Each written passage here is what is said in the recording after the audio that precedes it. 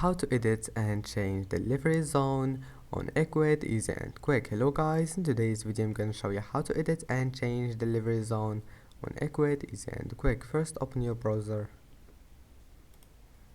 and then once you're here click shipping and pickup, and here we'll find delivery, your delivery. Now click edit and then scroll down until you find scroll down, wait, I need to enable it, and then scroll down until you find the delivery zone, and that's it. As you see here, you can manage the delivery zone. Now just select anything you want here and then click save and go back. I hope that can help you, and that's it for today's video. If you like this video, don't forget to like and don't forget to subscribe, and thank you for watching this video until the end, and see you in the next video.